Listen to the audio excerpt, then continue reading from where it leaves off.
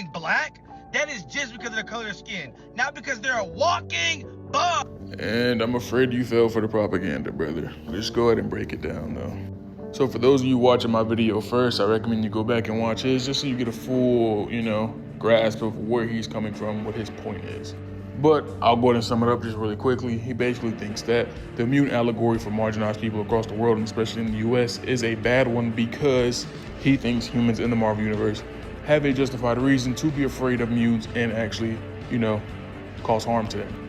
His example was if a black person were to get beaten in the streets, it's simply because of the color of their skin, not because they can blow something up with their mind. I'm paraphrasing, but that's pretty much the gist. Now, here's the problem with that. Now, if you go watch his video, you will already see that a lot of people in his comments are already correcting him, saying that, it's not really even common for mutants to have these super great fantastical powers. Most of them actually only have physical mutations that alter their appearance or give them some small ability to adjust something on their body, usually cosmetic. The mutants that we see primarily in movies and media alike are like the 1%. They're like the upper echelon mutants that were born with these fantastical, crazy powers, our superheroes and our supervillains. If you don't believe me, I'll just give a couple of quick examples of mutants that we see in comics, primarily that have no extra ability that can cause outward harm to other humans, or at least no more than a normal human could to another human. Starting off with Leech. Leech is a fan favorite. His mutant ability, if you do not know, is the ability to suppress other mutants' mutant ability. If you've seen X-Men Last Stand, they loosely adapted Leech without his physical mutation. But he was the bald-headed kid at the end.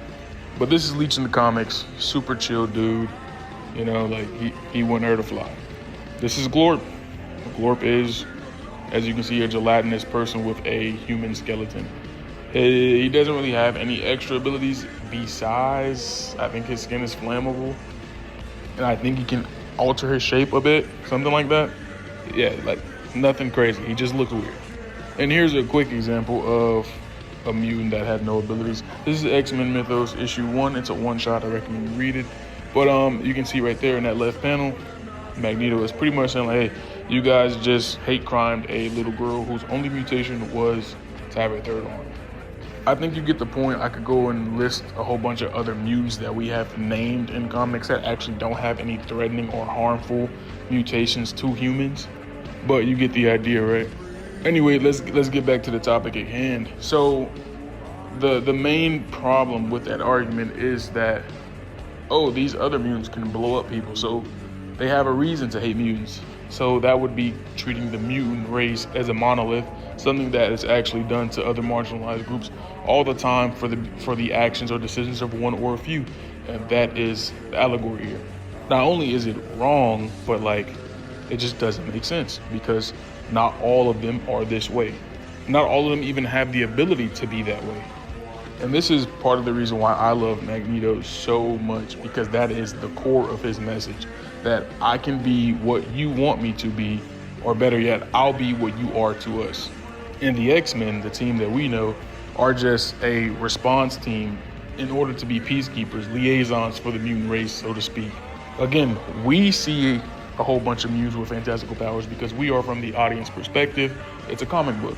But in their actual world, it is very rare that you will come across a mutant that will harm you, much less has the ability to harm you with their abilities. So yeah, I just wanted to address that point. No hate to him at all. He probably, he doesn't consume too much of the media.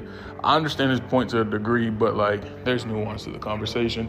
And I personally think, as someone who's been consuming this content for a while, majority of my life, that it is a great analogy.